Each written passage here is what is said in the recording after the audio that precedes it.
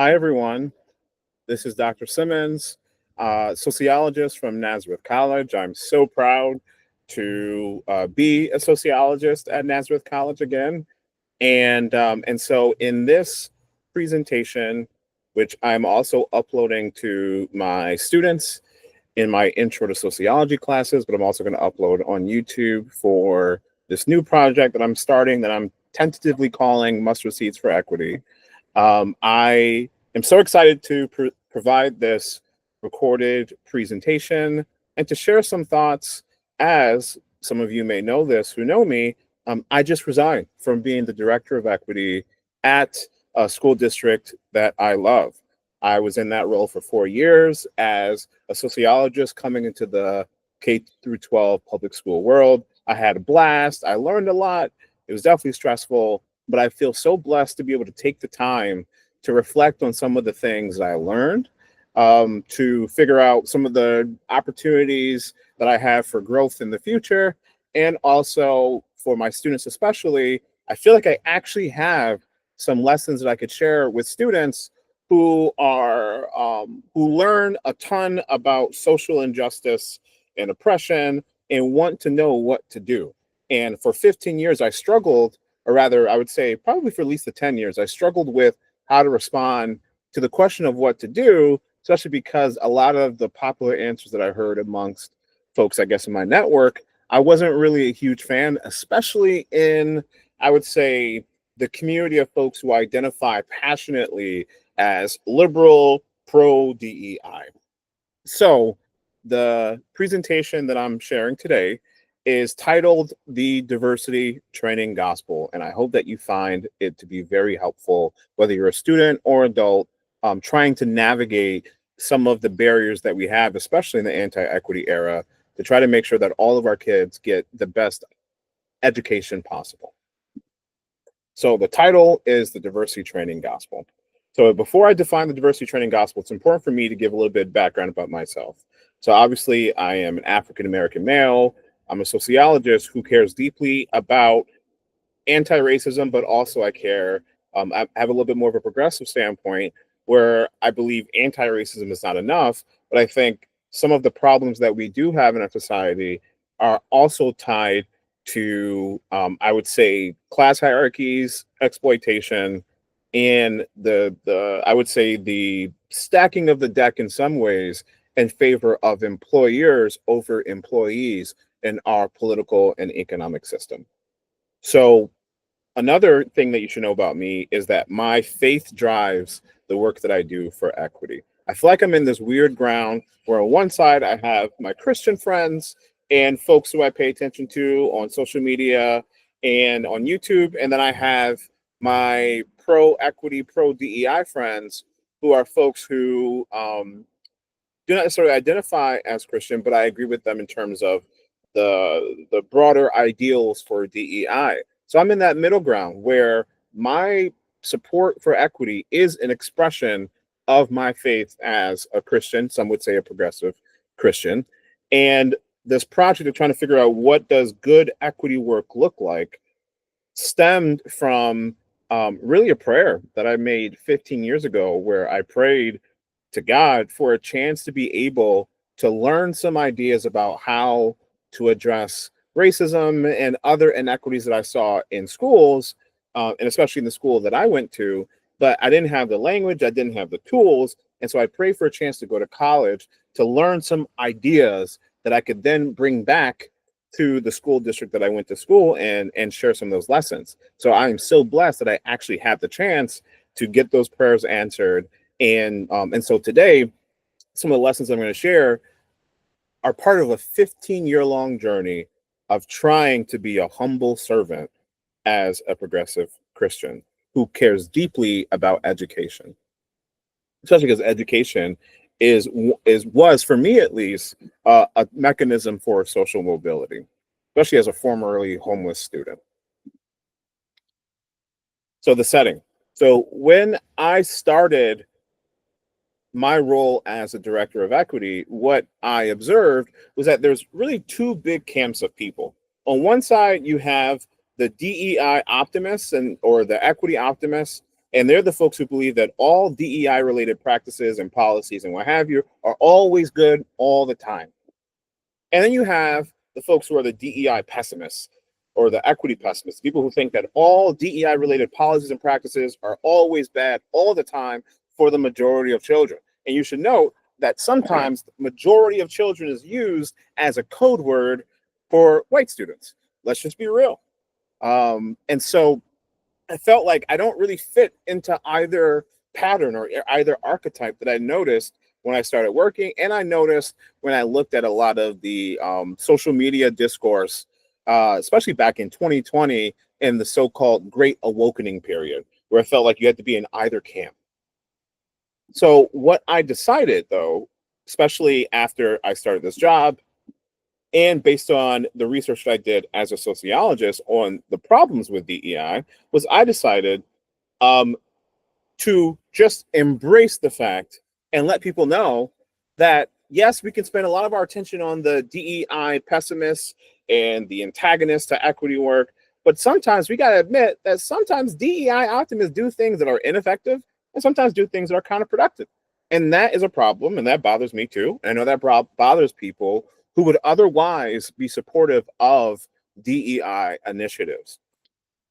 So, for example, here's some legitimate criticisms of DEI that, at least in my experience in the community of DEI optimists, which I would say are a good majority of folks who participate in DEI trainings voluntarily and people who participate in DEI committees, that the legitimate criticisms usually not discussed, especially because anyone who says these criticisms or voice these criticisms are viewed as somebody who is potentially a supporter of the anti-equity movement or the projects of DEI pessimists. So some legitimate criticisms, I'm going to share them really quickly.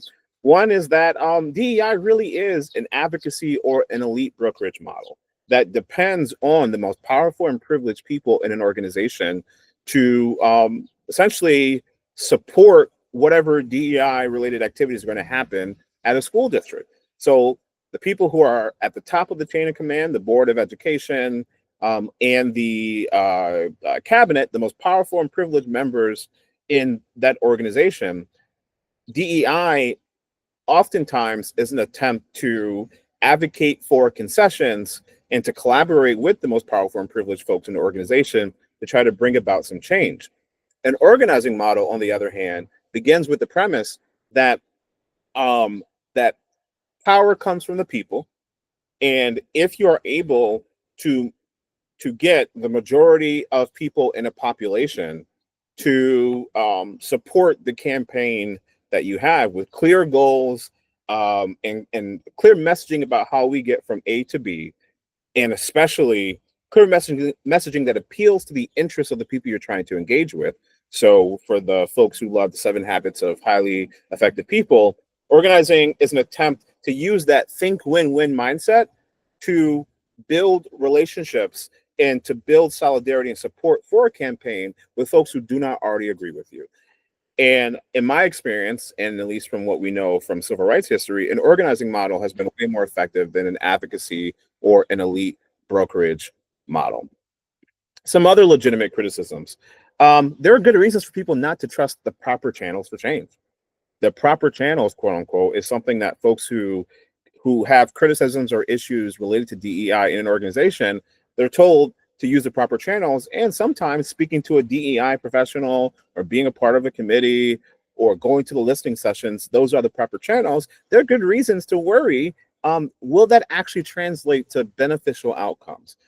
Because sometimes the proper channels, people have legitimate concerns about retaliation or being viewed as negative or being viewed as somebody who is not a part of the in crowd because they have complaints about the organization. And if you ever read the book by Sarah Ahmed on being included, what you'll find, sorry, there's flies everywhere. One of the best quotes that she has in that book is those who pose the problem become the problem in the organization. And so I would say similarly, even if you are an equity director, sometimes what happens is that even when you use the proper channels as an equity director, sometimes what can happen is that by you posing the problem for the organization, you can become the problem or become the risk that needs to be managed. Thirdly, there's a window dressing tendency. Uh, in my experience and from the research from sociologists, it seems like organizational elites, the most powerful and privileged folks in organizations, they may support DEI initiatives on paper, but it's an open question about whether or not it actually translates to changes in practices. And the fancy term in sociology is called decoupling. So, but another way of saying it is lip service or window dressing. More often than not, we have to be hyper vigilant, those of us who study DEI, that window dressing may be happening where the folks in power, the folks who we interview, may say all the right things, but it doesn't necessarily mean that the right things are happening on the ground and that the benefits are being felt and experienced by the people who are supposed to benefit from the existence of DEI related policies and practices. Some other criticisms.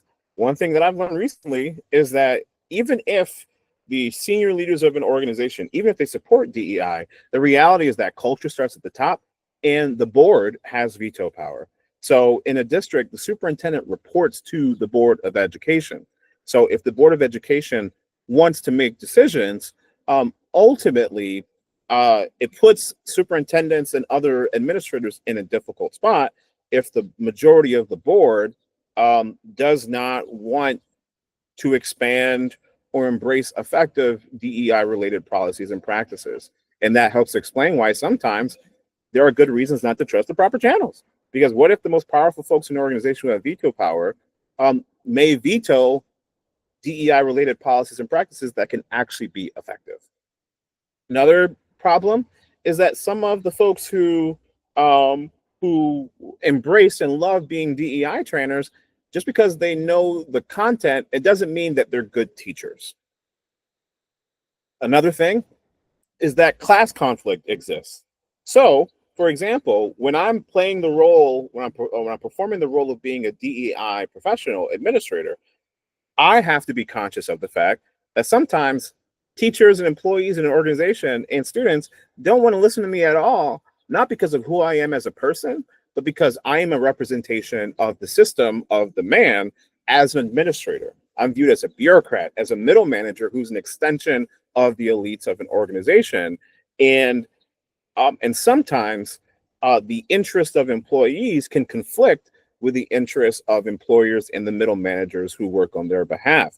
And so, in other words, sometimes the reason why some good DEI related policies and practices do not translate to the experiences of people on the ground, because there actually might be a conflict of interest between the employees and employers, and that could lead to conflict that spills over in the attempts to collaborate between pro DEI administrators and pro DEI employees and students. The other things, I believe this now. No one actually believes that the revolution is going to be quote unquote turnkeyed. And what I mean by that is I haven't found people who, when it's their issues on the line or their needs on the line, they believe. I haven't found people who actually believe that the way that systemic change that benefits them will happen is primarily through turnkey is another way of saying people getting trained and then training other people. That's a very popular model for change that happens, at least in my experience, in the K through 12 school system. And I don't think people actually believe that that is going to produce the changes that matter, especially when it's some of the issues that they care about most on the line.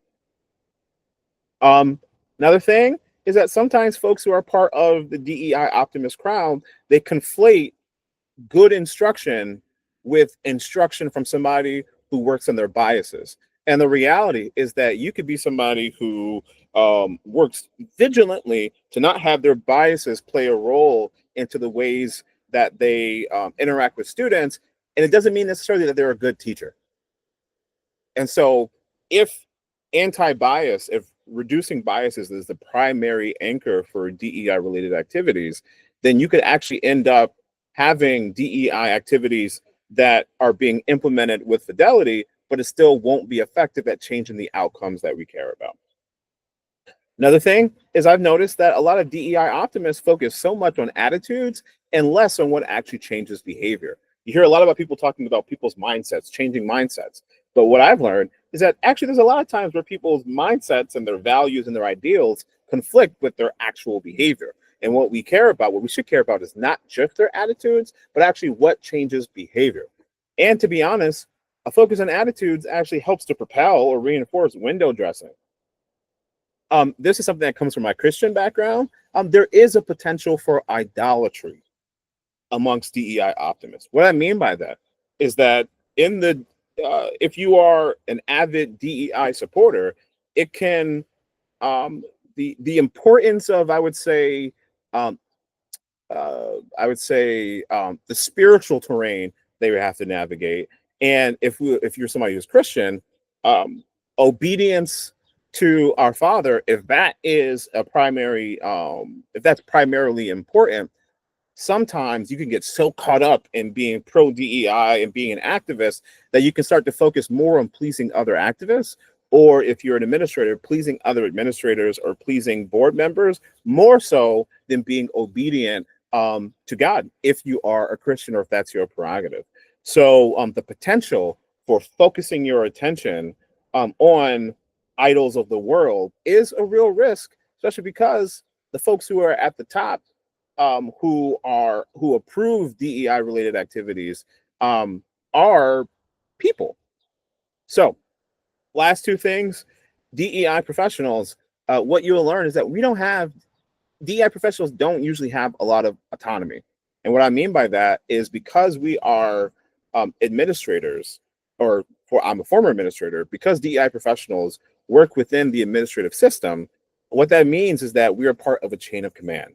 And so, even if we may want to say or do some things that we believe as people, when we're working as a DEI professional, we also have to navigate situations where we have to say and do things that are commensurate with or viewed as collaborative with the interests and the ideals that are promoted by our bosses and by our supervisors. So we don't get to say and do what we want, even if we vehemently disagree with the decisions of folks higher up the chain of command. And if we do voice that disagreement, we could then risk losing our jobs, especially if you are an at-will employee, which means that you're not a part of a union and you could be fired or let go for no reason at all except for illegal reasons. So you can't be fired because a boss says I'm doing this because you're black or do any type of civil rights violations. But if you're an at-will employee, you really don't have many protections. And then lastly, I've heard this a lot from people. DEI committees may have the right intentions, but sometimes those spaces could feel like a waste of time, where it's not actually clear how we're going to get from point A to point B. So those are examples of some legitimate criticisms that led me to believe that I personally cannot fall into the camp of equity optimists, because there's good reasons not to embrace that camp. So an example of another legitimate criticism that I wanted to specify and tease out is it's hard to let go of the diversity training gospel. And the diversity training gospel is the belief that if there are any disparate outcomes, including but not limited to achievement gaps, that they will be resolved if everyone was required to receive anti-bias training, especially the people who are oppositional to DEI related activities and what have you. So it's almost like, and I call it a gospel because that's basically sacred. It's treated as obviously true. And if you disagree, you're obviously wrong. I'm not saying everybody believes this, but I've seen this in a lot of circles. It ends up being a barrier to good equity work that's created by DEI optimists because they want to hold on to that belief. And I call it a gospel too, because it kind of reminds me of like, I was blind and now I see. It's almost as if people believe that if you go through an anti-bias training, folks who are DEI pessimists will say, I was colorblind and now I see racism and I see the value of anti-racism. And in my experience and from the research, it's just not true. And I would highly recommend any work from sociologists like Frank Dobbin to and Alexander Califf, I believe is how you say their name, that spells it out. Mandatory training ain't gonna work. And amongst my friends and coworkers, the best analogy I could come up with is that people believe that an anti-bias training, especially if it's delivered by a celebrity diversity trainer or anti-racist activist, that almost like it's like a Ozempic for racism and for bias, that it is an effective shortcut. And And I'm not saying Ozempic is necessarily a shortcut, but I'm just saying almost like this like magic potion or magic remedy that if you do this, you're going to produce these results that people otherwise have difficulty achieving. And basically what I'm arguing is that DEI training, anti-bias training, is not this magical thing that's going to get somebody to go from oppositional to being pro DEI. And if you talk to any teacher in the world, they would tell you that forcing somebody to learn when they don't want to learn from you is not going to actually, if you force it more, it doesn't relate or translate to them wanting to learn more from you. It actually could lead to them rejecting it even more. And so the same is true with this. And not to mention, I have never taken a mandatory training on like blood pathogens or something and came out on the other side thinking, wow, I need to be a blood pathogen activist. So the remedy was to take and embrace my knowledge as a sociologist and present myself not as an equity optimist, but as an equity realist. And an equity realist is someone who believes that DEI related activities, some of them are good, some are not good, and some are trash. And just accept that sometimes there are legitimate concerns that are shared by folks who appear to be equity pessimists, because there are some things that are trash, or there are some things that are not good. An equity realist is somebody who assumes that we have to be at least a little bit skeptical or look for the evidence, because window dressing is the norm. And if window dressing is the norm, and if people have good reasons to look at the proper channels with a little bit of side eye, that means that people need good practical reasons to believe that DEI related activities are worth the sacrifice of their time and their energy. That is what it means to be an equity realist. Very practical. And it's also to recognize that sometimes equity optimists are the ones who are creating the barriers to equity, not just the DEI pessimists. Especially because the line between being optimistic and living in a dream world, I would say. So the line between being hopeful and being sometimes delusional, in my opinion, or believing in things that aren't necessarily true, sometimes that line is hard to find, especially because toxic positivity is so popular in cultures where being critical is viewed as the same thing as being negative, or being skeptical is viewed as somebody who is betraying or somebody who's not trustworthy. And then lastly, an equity realist recognizes that culture responsible organizing is necessary. And what I mean by that is a DEI realist or equity realist is somebody who recognizes that we need to find ways to use good pedagogy, culture responsive education, culture responsive teaching to expand the population of people who see the value of good DEI related activities. So we have to expand our camp because the power lays in the vast majority of the people. So here's an example of something that an equity realist recognizes, and it's called the paradox of proper channels for equity. I've shared this with a few teachers. This resonated with them. I hope it resonates with you. So the paradox is that on the one hand, there are more opportunities than ever before to use the quote unquote proper channels to discuss issues related to diversity, equity, and inclusion at schools and at businesses. And on the other hand, there are some legitimate reasons why individuals may worry about the risks and the costs of using the proper channels. So I'm going to give a warning that if you've dealt with this, it might be a little stressful or annoying. So what it looks like is this. You notice that there's an unnecessary and removable barrier to learning.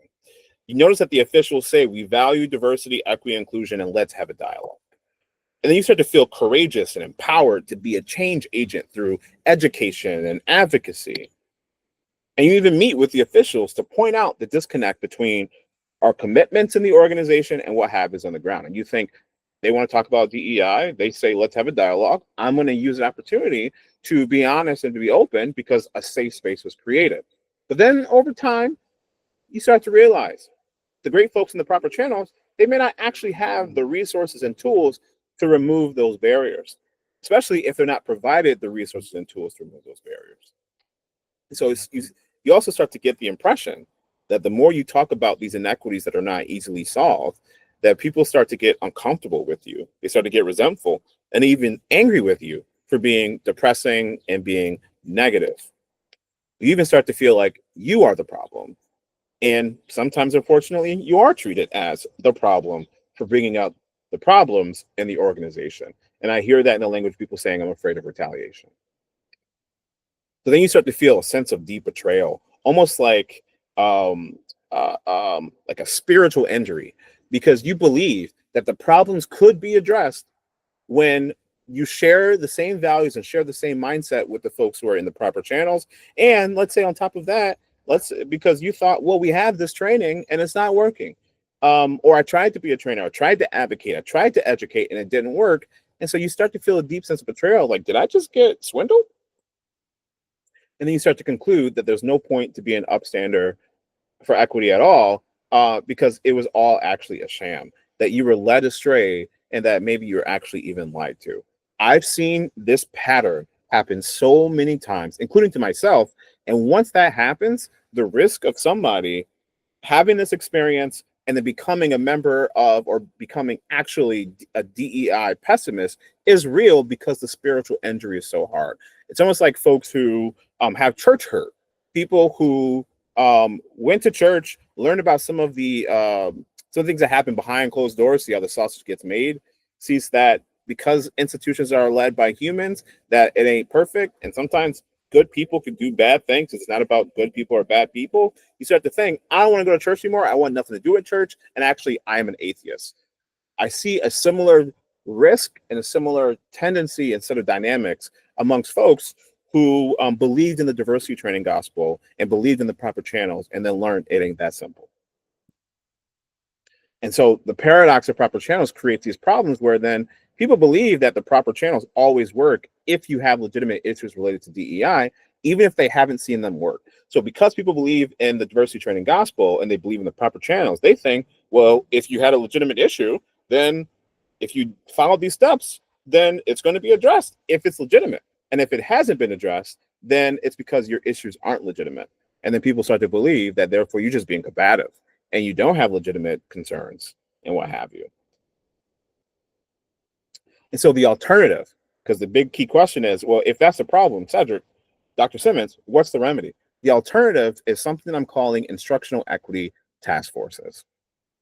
And this is the alternative I promoted in my final year or final 2 years as an equity director, and something that I do as a sociologist who still tries to help improve education in public schools. And hopefully in the future, I would love to work with sociology students to work with either versions of these task forces at public schools, at K through 12 schools, or also maybe even at colleges, because the reality is that the problem of instructional equity, which just means we have all groups of kids in our population, they're not all receiving high quality instruction.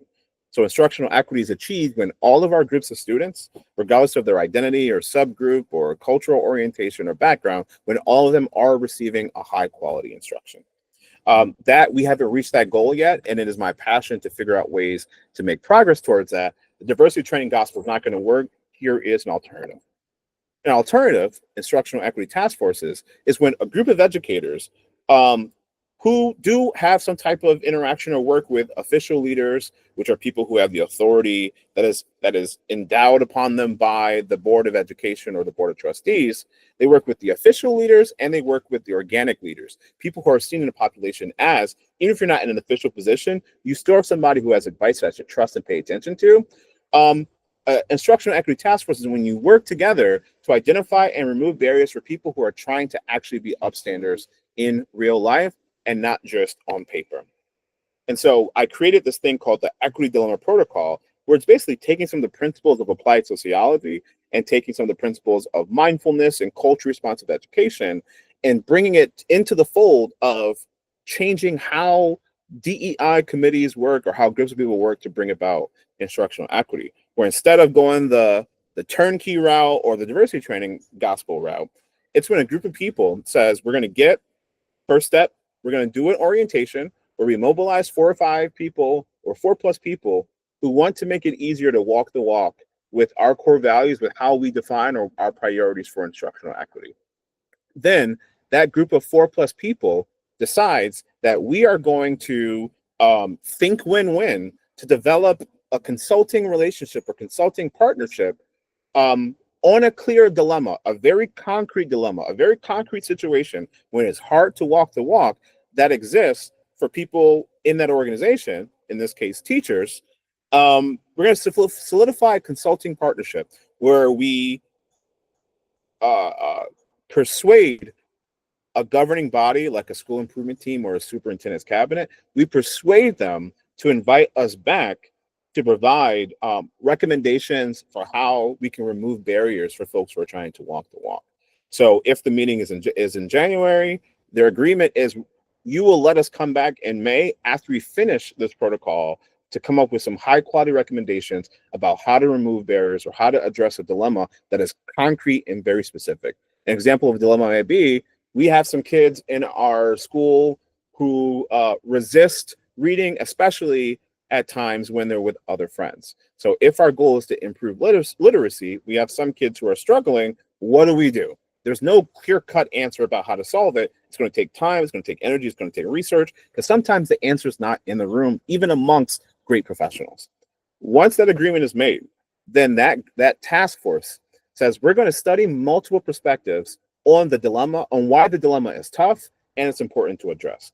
So we're not going to rush to how to solve it. We're going to make sure we have a good understanding of what the problem actually is. Because if we rush to solutions, we can end up coming up with solutions or remedies or recommendations that aren't effective. And then we end up going from being equity realist to being equity optimist. That says anything that we come up with is good.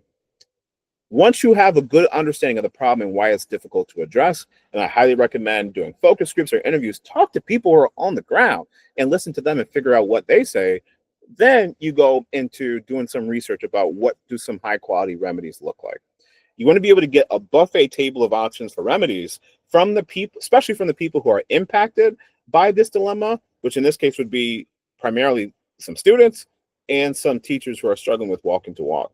And you might even talk to teachers who have some ideas about how to resolve that dilemma because they've been successful, get some ideas for them. So you end up with a buffet table of options for potential remedies to recommend to that governing body. Next stage is quality control, where you take that buffet table of options and say, we need to reduce it to 2 or 3 really good recommendations, because if we go as consultants to present some good, some bad, or a ton, they're not going to pay attention to most of them if it's too much. And if they're not good, you kind of go against your credibility and you're not doing what's best for kids. But quality control is almost like Shark Tank, where you want to make sure that if there's a panel of people who are scrutinizing and using critical thinking skills to look at your recommendations, you want to make sure you're able to say, these are high quality recommendations. And then lastly, education with organizing. That's when you say, now we have our recommendations. We're going to do everything we can to help the members of that governing body, like a school improvement team or a cabinet, to see why they can understand, promote, and implement the recommendations that we came up with. And organizing means it's our job to expand the population of people who believe that these recommendations, if they were implemented, would be effective and who want to participate in the implementation because they see the benefits for them too. Think win-win, think win-win, organize, think win-win. So to lean into a little bit of my nerdiness, I worked with a few schools and said that our objective is to go from 0 to 1 equity gauntlet by July 1st, by the end of the school year. And an equity gauntlet, if you look at the protocol, each of the colors represent the stages of the protocol. And so the team is able to fill in or complete their equity gauntlet. Or when they complete the stages, they can color it in. And then when it's all done, they can celebrate that they have now amassed some crucial power that's needed to get us closer to that ideal of equity by focusing on removing a barrier tied to a concrete specific dilemma. So for example, I had one school, which is my former school, Arcadia High School. Here's an example of the gauntlet that they completed when they completed the protocol. And I had them sign it as well because I wanted them to be proud of it, and they were proud of it. And then the survey data on the other side of the screen is shows that at an elementary school, even though the majority of the people in that who at that school who received a presentation of recommendations from that equity team or that instructional equity task force, I had them learn the presentation or hear a presentation, if they're part of the governing body and the equity team, and then give their feedback. And what I found is that even though the majority of them weren't a part of, or were a part of the school improvement team with the governing body, so not all of them were about this life or participated in that process. All of them said, 100% of them said that their confidence in the ability of the GOE, which is the Guardians of Equity, that's what the shirt says, Guardians of Equity, they believed that their confidence in the ability of the GOE to make a positive impact on students changed this year. All of them said it improved.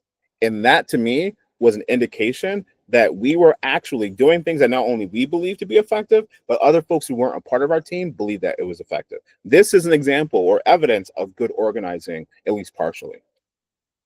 And so the stages, what I did was I shared with folks, here's what the objective is, and here's some questions to consider. So I'm going to scroll through. If you want to take a pause and look through it, by all means, but you don't have to. But like some questions would be like, how do we find people who are also struggling with this dilemma? What can we do to persuade them to put the work in, even if they're busy and believe that committees are a waste of time?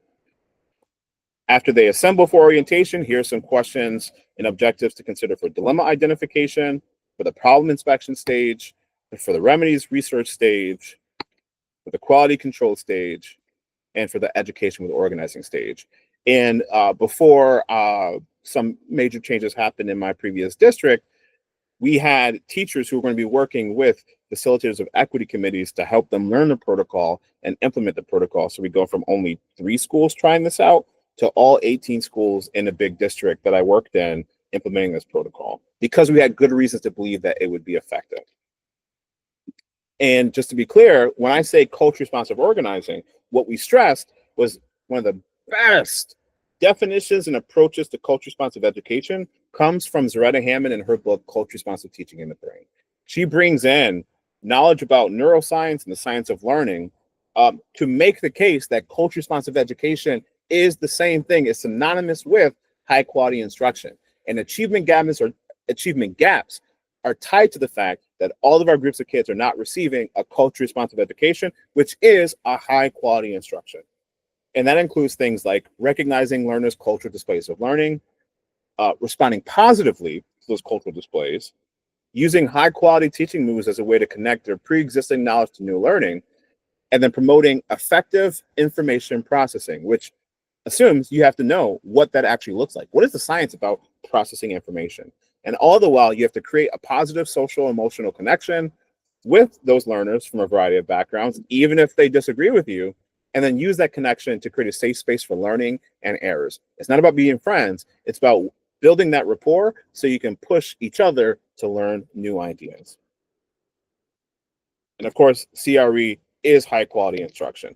And organizing, as I said earlier, is about expanding the population of people who go from I don't agree with you to I agree with you. So persuasion, good pedagogy is absolutely important. So when you connect those two ideas, it means we as adults, we can't say it's not my responsibility to educate those people.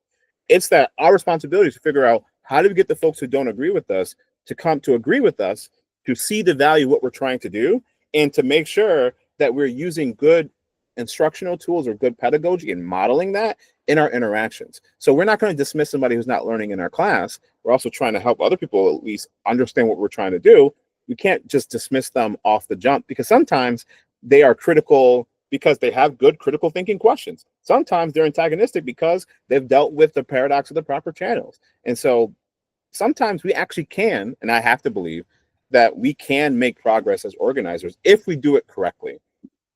And unfortunately, sometimes equity optimists are not great educators in speaking to folks who disagree with them, because mindfulness, being able to pause, to breathe, to speak intelligibly in dealing with our emotions and how our fear responses and our anger responses sometimes makes it hard to be faithful and to show grace. Like those are all things that we know as teachers that we have to do, especially when we're talking about difficult subjects. It's so hard to do that with adults because we believe, well, you should have already known that by now. But that's not the case. We have to take on the perspective of organizers as opposed to folks who are trying to figure out who deserves to go to heaven and who deserves to go to hell. That's just not going to work. And so culture responsive organizing is combining those two ideas in the work of this task force. So to take this example that's really popular in education, the learning pit, where as teachers, we want students to come into the pit, to go from thinking they can't learn something to come learn with us in the pit of learning. And then it's our job to collaborate with them to get them on the other side, learning something new. As an educator and as an culture responsive organizer, I have to have that same mindset when I'm speaking to folks who don't already agree with us, even if they're adults, when it comes to DEI.